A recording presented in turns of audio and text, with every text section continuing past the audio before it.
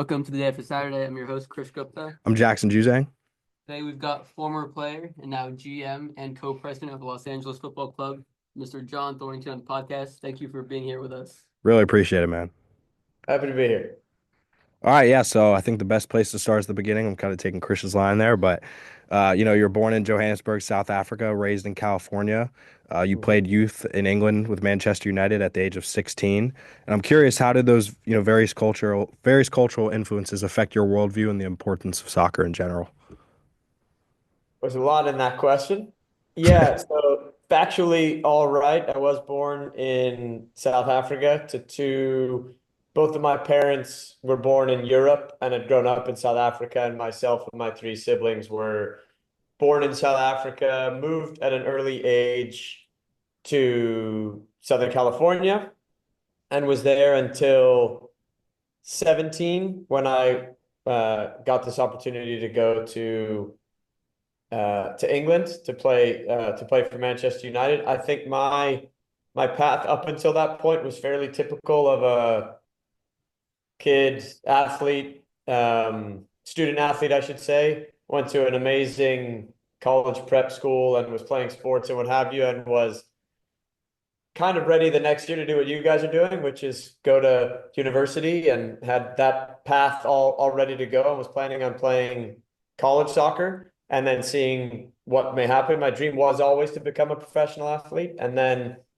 this opportunity came up to go. At first, it was a trial period to go to Manchester, and I went and was not necessarily expecting it, but at the end of it, got a contract offer. Then what was even more surprising is that my parents actually let me decide myself. I thought being younger than 18, and the emphasis on education that they always had would led me to wrongly assume that they were going to say, "Congrats, John, that's great, but go to college and then see what happens afterwards."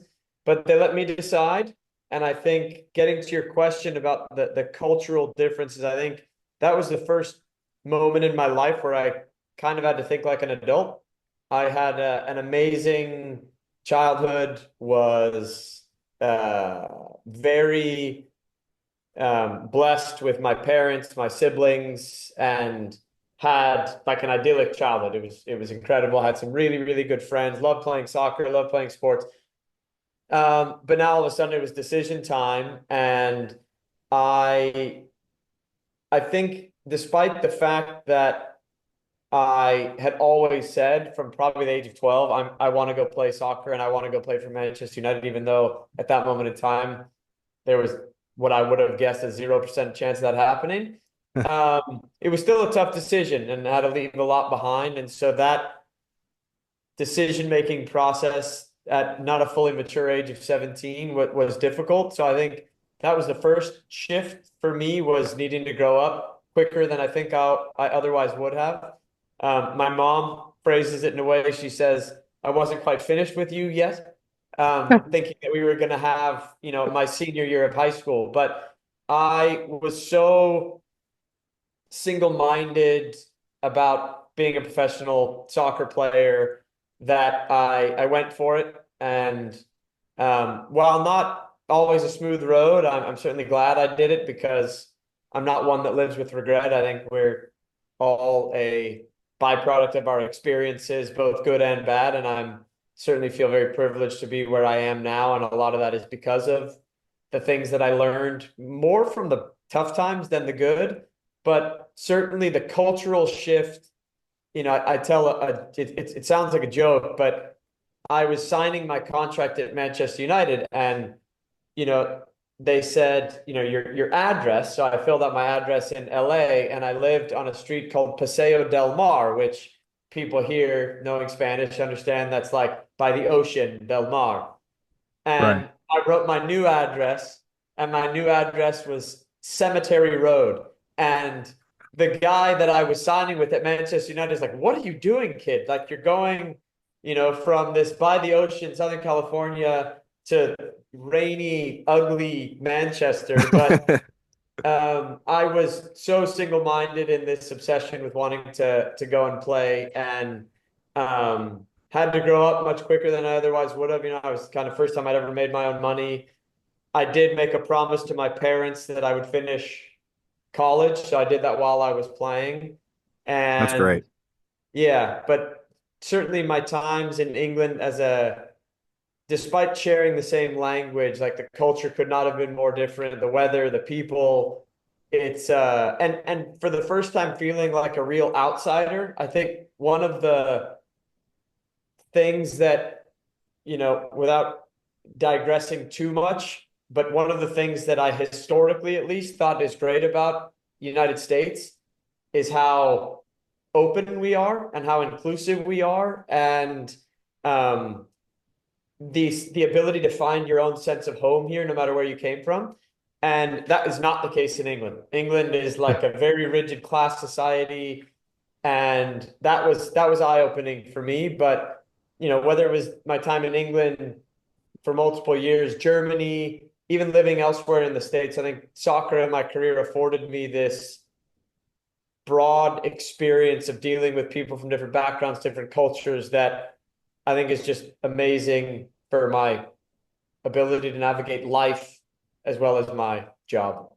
Yeah, no, it was funny. We had a couple episodes ago, we had talked to Alexi Lawless, and I've never met someone so patriotic when it comes to American soccer. And it's funny that Yeah, you mentioned just how open American soccer is with, other cultures and things along those lines. But yeah, obviously, when he had the opportunity to play in Syria as the first American, he was like, it's yeah, a no-brainer, just like, you were talking about with playing for Manchester United. So that's really cool. yeah. Certainly a parallel there. Yeah. Yeah, it's awesome. And then, so you get to Man United at 16. You're the youngest American at the time to get a contract in the Prem. Then you get enjoy like a really really cool career. Sort of play for Man United for a little bit, play for Leverkusen, play for Huddersfield, Grimsby Town, some lower divisions in England as well. And then you go out finish it off in MLS. So I was just curious, throughout your playing career, like what were the major differences you noticed, like playing these different leagues, different countries, and then coming back home to MLS, and how that ended? Yeah, good question. I think, what's interesting about sport in general, especially when you're talking about a sport like global football, which, playing in Europe has been around for 100 something years. So you're at these clubs who are representatives of these towns and cities. And so you get a real feel of the local culture, and that can really differ. Like Manchester to Liverpool is kind of like the same distance as if you were to crisscross Los Angeles, and they speak differently, they act differently. So it was, no matter where I lived, the football club as a representative of the city, you really get a sense as to what those people are like and what have you. So, as I say, even though Manchester and Huddersfield, as two examples, are not far apart, they were vastly different clubs and then vastly different cultures. It would be kind of like the difference between LA and like the deep south, even though they're like 100 miles apart. And so it was really fascinating to me, having never experienced that. I think what you see in Europe that is developing here, certainly, but I don't think it's quite there yet, is the the local team is like a part of the dining room talk. Like it's a part of the culture of every family. And, even in these little towns, every single person goes to the football match on a Saturday. And there are, the closest thing I have heard about that is like SEC football or things like that, where it's like this huge family affair where you get together all day and you watch the game and you're barbecuing and what have you. But that it's a real part of the culture. And what's cool for me to see now is, I came back to the league in 2005, and to see that things that are happening in MLS now, are so far ahead of what it was like when I started playing. And I started to see some of those changes by the end of my playing career in 2013. But I mean, if I just take LAFC as an example, our stadium rivals any stadium I've been to in the world, whether that's at Man City or Tottenham, or it is an unbelievable stadium, and it is right downtown LA. And so Right for next to the me, Coliseum. Yeah. yeah, and I mean, it's absolutely incredible to think even 10 years ago that this was possible. So what's different is, you have these storied traditions of these 100-year-olds clubs in England, but what you don't necessarily see is that rate of progress like we're seeing here in Canada and the States with MLS. Yeah, that's awesome. And I think you have like a really cool set of experiences going from, one of the biggest clubs in the world, United. You got some time playing for Huddersfield, which at the time, like I believe for like two or three of the seasons they were like struggling financially. Played for Leverkusen, one of the storied clubs in Germany. Just how that all came together to like inform your like viewpoint as a GM now. And you decide to retire, go to Northwestern, get an MBA. I was curious how all those things came together to form your like viewpoint. Yeah, I think some of it was fortuitous and some of it was intentional. I think sort of going in reverse chronological order, my going to Northwestern was actually a seed that was planted when I was at Huddersfield, where you mentioned the financial difficulties. So I was at that moment in time studying to get my coaching degree to become a coach after, and there are great resources in England while you're currently playing where you can go and get licensed and what have you. So I was busy doing that, and then in the middle of a season, there was an owner who had taken over Huddersfield and essentially kind of gambled that we would get promoted, and when we didn't, and then even worse, we got relegated. He didn't have the financial wherewithal to even pay us what we were owed. So it started this insolvency, bankruptcy process where we were taken over by insolvency experts to literally cut every cost at the club to try to survive and get a new owner. And in that process, I was the volunteer who raised his hand to be the union representative and then represent the players in these negotiations to settle the debt that we were owed because we hadn't been paid in full. Wow. And I was 21, and that planted the seed for me where I said, well, I really enjoyed that process, even though it was highly stressful and it's not fun as a 21-year-old. Thankfully, I was 21, but I mean, we had guys on our team that are more close to like my lifestyle now, where you have kids and mortgages, and it was a really stressful period, but I really enjoyed it. And what it opened my eyes to was in sports, you will oftentimes get former players who are elevated to positions because of their career, who then are asked to make business decisions that they have no experience or capacity to really deliver on. Or the reverse is you get these business people who are trying to make sporting decisions, and there is an intersection there where a lot gets lost in translation. So I then thought to myself, okay, I was finishing my undergraduate degree as that promise to my parents I mentioned earlier, and I thought, I really want to get into that space where I can, because of my career and my playing experiences, I feel like I know what goes on the field. But to really run a good club and a business, I do feel like I need to really increase my experience and know-how. And that's what then gave me the thought when I was in Chicago. And I was originally thinking I'd go to business school full-time when I was done playing. But then as my career carried on, I then opted for this program that, as a player in Chicago, enabled me to go to school at night and get a degree from an amazing school, and really helped position me then to do what it was that I wanted to do. And I'm not saying by any means that I think I'm amazing, but however good I am, if I didn't have those experiences coupled with education, I'd be half of what Right. what I am now. I think also, man, just you being thrown into the fire at 21 years old is obviously a huge help. I think that's a really crazy story, to be honest with you. No, I love that point about the intersection of business and sports, because I think you see so many former players immediately get hired as head coaches or they're in the front office, and they aren't successful in all sports pretty much. Definitely. Yeah, it's I think sports, unfortunately, and I think it's changing a little bit. It's not a meritocracy where you hire the best person for that job. There is so much legacy of, did you play? Does your dad own the team? All of these things that maybe come into play in sports that I don't think are necessarily optimal practice, but are a legacy of how things have been done for many years. But I think that is starting to change. I think in some ways, yeah, like for sure, like based on your credibility in the sport, it has become a little toxic, and it honestly does set franchises back when they make these executive decisions to hire players who may have just been franchise players for their team and things along those lines. But it's amazing that you've been able to get the experience, throw it into the fire, and then you're able to be so successful. Now going on your ninth year as general manager, third year as co-president.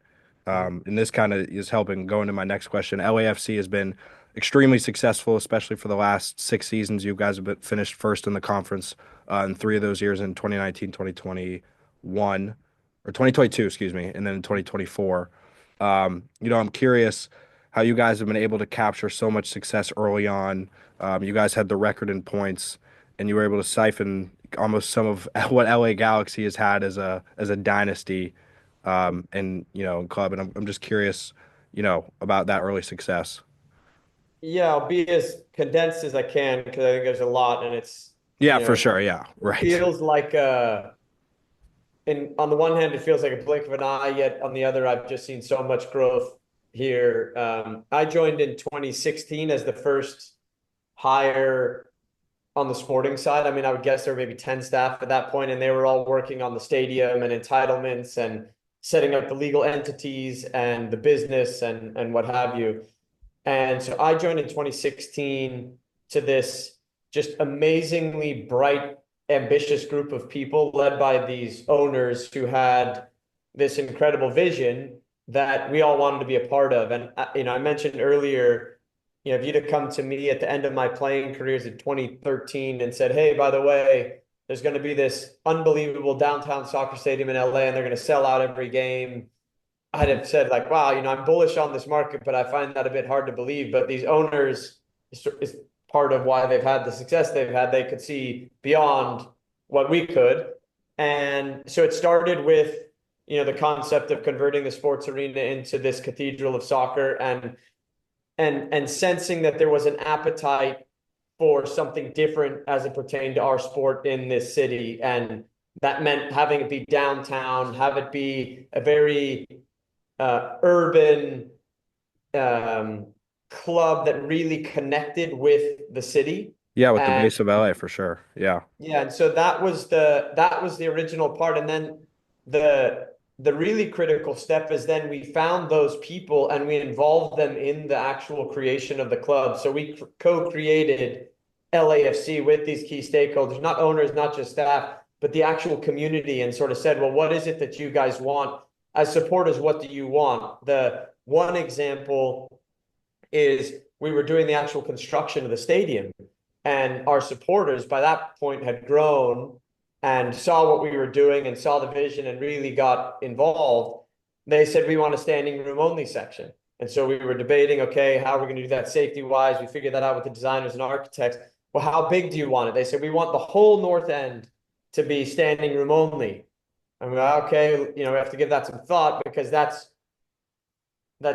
3,252 seats.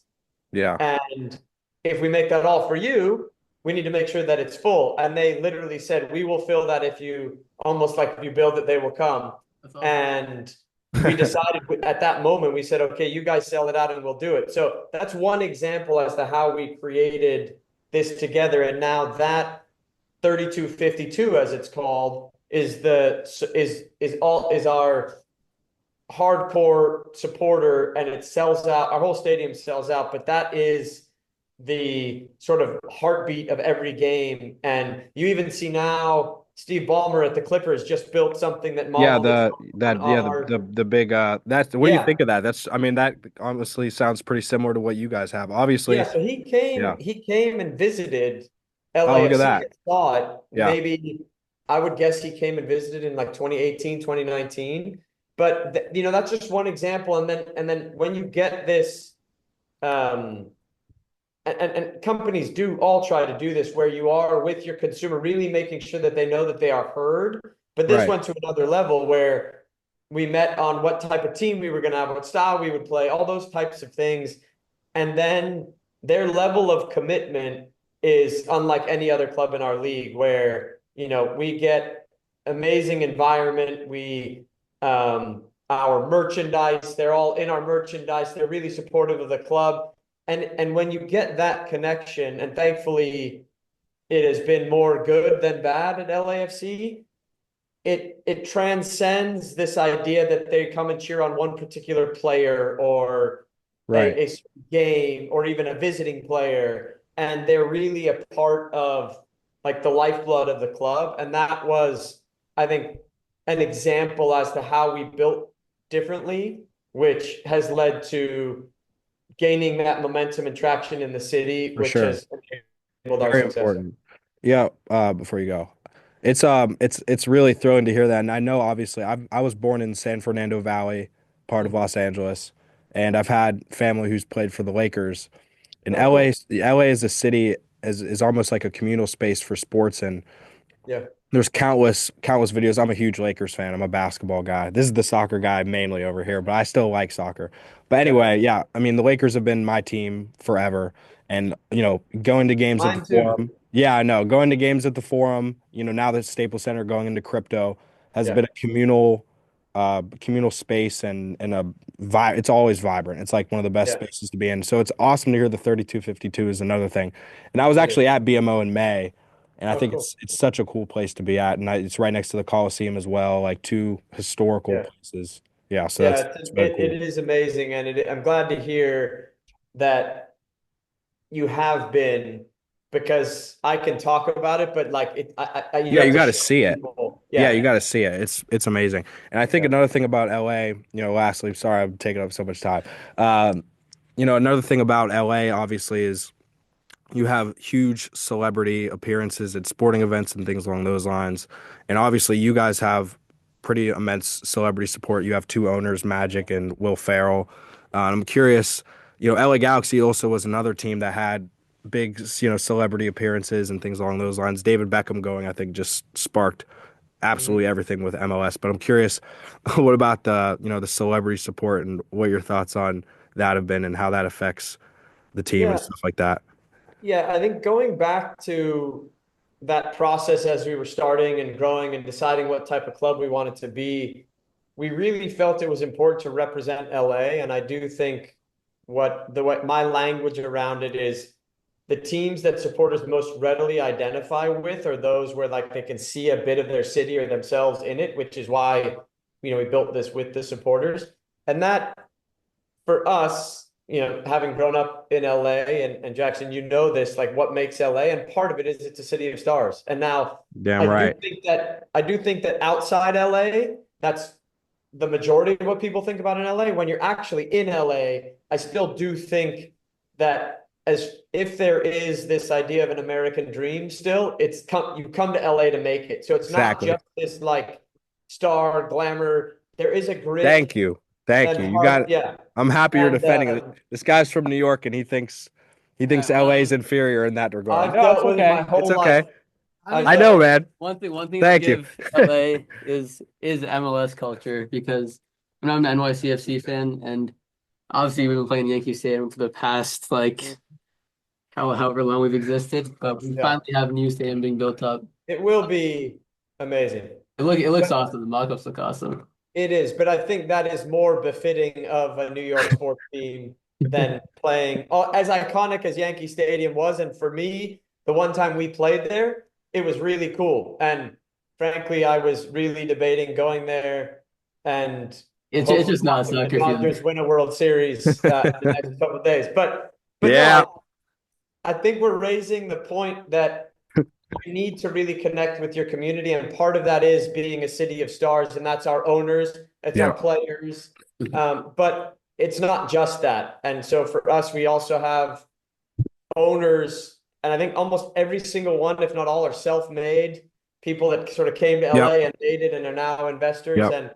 And same with our players. It's not just the stars, but it's these young guys that are coming in, forming the backbone of our team and helping our success as well. Awesome. That's awesome. Yeah, and I want to pivot a little bit.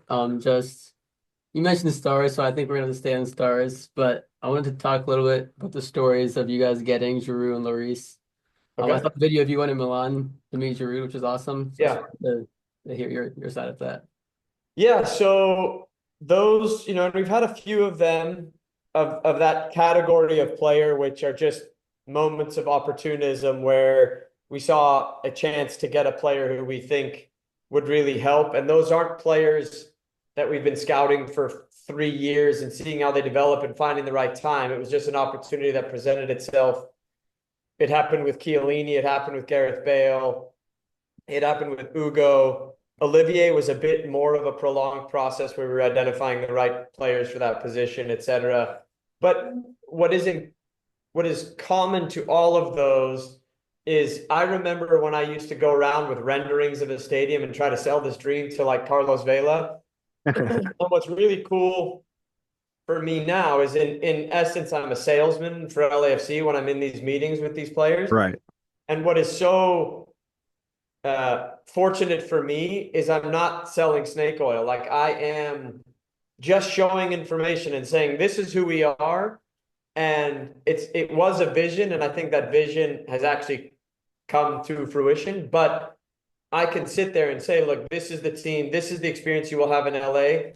This is the city that your family will be comfortable in, all those sorts of things. And so what's common to all of those is I basically, rather than try to be some like cheap used car salesman, I can just give them information to make their decision and basically say, I want to make sure you understand who we are as people, who we are as a club, what our city is like, to help inform your decision as to whether this is right for you. And thankfully, in all of those cases, they made that decision. And I know there's not one of them that regrets coming to LAFC.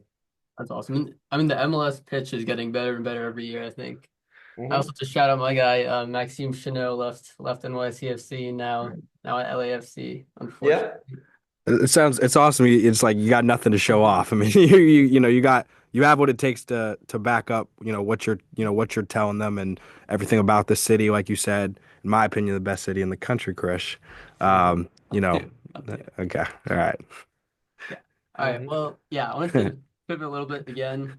I think one of the hottest topics in MLS, and you got that experience playing for Huddersfield, playing in different divisions in England, is promotion relegation. I was just curious, as a GM, do you think that's something that's viable for the MLS? Yeah, I think having been in those games, both for promotion and for relegation, it does add a level of excitement that you cannot recreate in any other way. It does add risk, and I think that's the challenge. And I think it sounds, because of the good, and trust me, like playing in that is an experience unlike anything I've ever had. And we actually now own teams around the world, one in Switzerland, and we were in a relegation dogfight last year. It does add something unique that global football has that American sports don't, and what have you. I think it sounds very appealing, but if you actually dive down and you ask whether it is viable, I think the challenge we would have, even if you were a hawk for promotion relegation, is if you look at the facilities and infrastructure that an MLS team has and requires, and think, let's take USL because it's a second division. Let's take a USL team that has a good year and gets promoted, and they play in like a community high school stadium. Like, contrary to England and other countries where you have clubs everywhere that have 100-year histories, that when they get promoted, they have a stadium, they have the infrastructure that is elite major league level. We just don't have that in our country to say we can support 2 to 3 divisions of professional soccer. I think it's growing, but I think it requires that level of analysis when you think about how viable it is. If you look at the clubs that are in the second division in the US and in Canada, I wouldn't say that many, if any, have the infrastructure that if they win in May or if they win in December, that in January they're ready to host Messi. Right. Yeah, I mean we can't have random, like something like a 4-tier system would not work, absolutely. But my thinking behind it is now we have all these MLS Next Pro teams like LAFC 2, LA Galaxy 2. There's so much talent in the country. I think if the infrastructure at some point can support it and investors can get over the risk, like Yeah, I think what you're seeing as is definitely a broadening of like soccer programming. So if you look at what a 16-year-old has in LA now relative to when I was growing up, it's not even close. And I do think that those second teams provide really amazing development opportunities for kids to go on this professional pathway that did not exist when I was growing up. That's awesome. And yeah, to that end a little bit, just about the whole scope of American soccer. Another big change that's recently happened is in the U.S. Open Cup.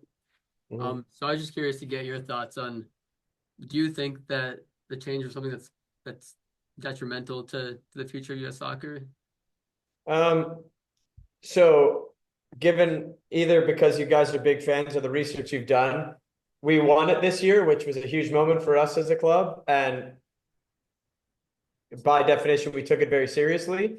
I think the challenge and you Open Cup is not isolated here. I think the challenge that we have right now is trying to figure out the right footprint, the right number of games, the right number of competitions, so that we're ensuring that there is growth and that we're running good businesses while also improving the product quality on the field. Like it's not possible in soccer to do what's going on in the World Series where these guys are playing every night. You just can't do Right. that in sport. So I think there are some really smart people tackling the question as to how all of these competitions fit in. Our model at LA is we don't take anything off, we go for I everything. love that. And we're going to continue to do that. And there are trade-offs. So us going forward in all of the competitions, when we're then competing against teams who don't necessarily haven't played as many games or is committed so much into those other competitions, they maybe stand to benefit in their league standings relative to us because of what we ask of the players. But that's our It's just how you unashamed. are, man. That's how you are. Yep. Yeah, that's our model. It's worked out. Got the cup. Congratulations Yeah. on. Concede. Yep. I think that's what all Yeah. clubs should do. But yeah. I also just wanted to ask you about your coach right now, Steve Cherundolo. Obviously there was the recent hiring of Pochettino to the U.S. national team, and obviously this is all like rumors, speculation Mhm. that like Cherundolo was also linked to the job. I'm just Mhm. curious, like what does he mean to the club, and how good is it for him to stay? Yeah, no, Steve's been here now for just over 2 years. It was his first opportunity as a head coach of a professional team. I remember getting skewered for the decision. So, not that I'm going to verify or deny rumors, but the fact that he's now um, being rumored to be linked with these big jobs, I think is testament to what we saw a few years ago, which is this potential of a really bright young American coach who had great experiences abroad. And it's been great to see his trajectory and growth here at LAFC, and the success that the club have had under his guidance is all obviously something we hoped for when we made the hire, and we're certainly grateful that it has come to pass. Well, we tried. Yeah. So now taking another pivot, man, just because now you guys are in the playoffs, and this potential El Tráfico semifinals.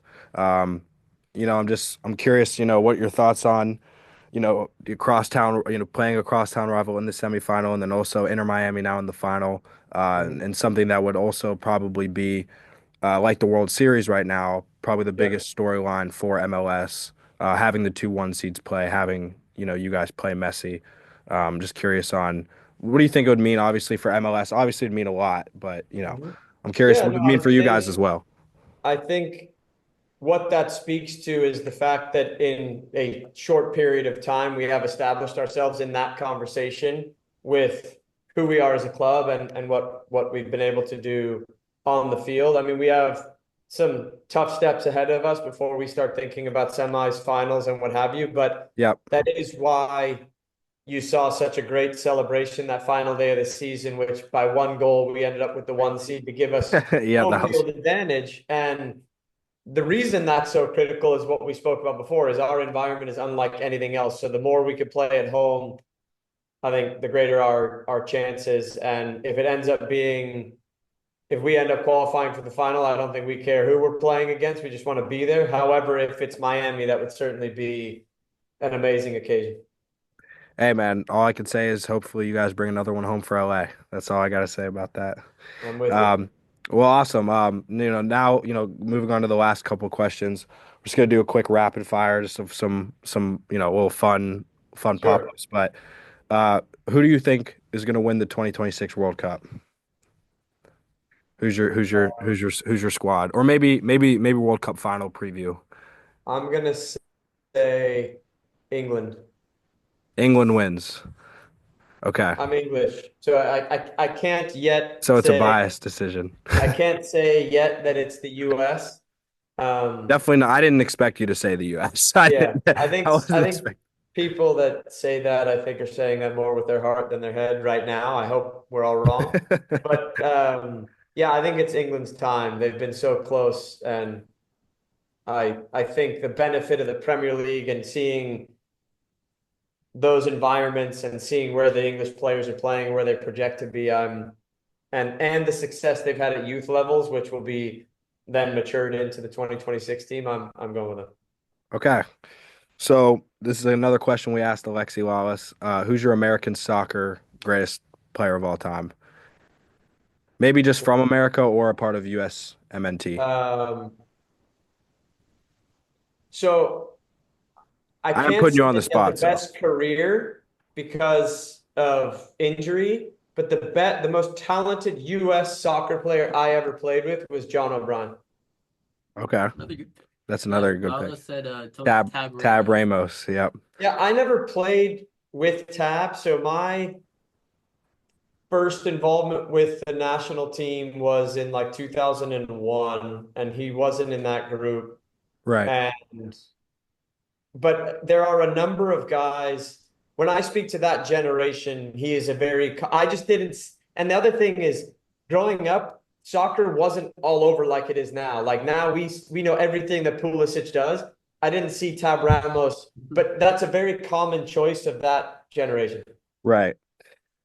All right. So another question, you don't have to get into this too much now. We're running short on time a little bit, but best, if you could pick your best starting 11 in the MLS total, and I don't want you to say every single player on LAFC, obviously. Let's I know just you say that I would. can't pick my players.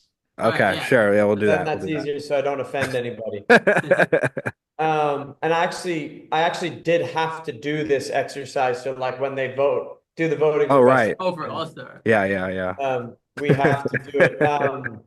So I think, and again, I can't pick my own guys. I think that Berkey, the goalkeeper in St. Louis, I haven't seen enough. Charlotte's goalkeeper apparently had a really good year. I didn't see enough of them.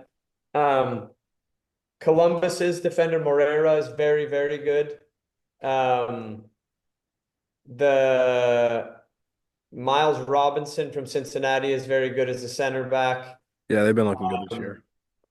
yeah, I'm trying to think if I pull the whole team together. Messi has to be in it. Uh, Cucho Hernandez from Columbus has to be in it. Um, Acosta from Cincinnati, that would be a pretty good front line. Sounds like Orellano Cincinnati. from Cincinnati has to be in the He's, he's, conversation. he is. I think he's going to Europe and doing really Yeah. well. Diego Gomez from Miami is very good. I'm probably forgetting so many. If I knew this question was coming, I could get out my sheet that I actually filled out. Um, who else would I pick? Yeah, I'm ending up to, and the other thing that is unfortunate now with our league is we used to play every team, so I saw other teams all the time. Right. I don't see them as much anymore unless we play them because we only play the Eastern Conference. Like we didn't play in New York City, so I don't see them. Right. Otherwise, we'd have 11 people in the All-Star team. What's Oh, that? that's ridiculous. He was saying that they'd have 11 guys on the All-Star team if No he. chance. Um, Gregerson from Atlanta is the other center back that I remember picking. And in midfield, Hector Herrera is very good from Houston. Carrasquilla is very good from Houston. So I've listed more than 11, but you'll have to pull a formation together, I think. Yeah. We got All right, no, we yeah. got positions. Yeah, yeah. All right, last question. If you could steal one player from the Galaxy today, who would that be to put in the Nobody. lineup? No one. Nobody. That's a great Ricky answer. Fuchs would take Ricky Fuchs. That's like asking the Dodgers if they'd take someone from the Angels lineup, or asking Never. The Lakers to put someone in the starting five on the Clippers. It's no one. I No, respect that a lot. I take our guys. I respect that. I respect that. Well, Mr. Thorrington, thank you so much for the interview. We really appreciate you having here, Of or being course. here, having you here. Pleasure. All Great getting to know you guys. right. Peace from the day after Saturday. We'll see you guys later.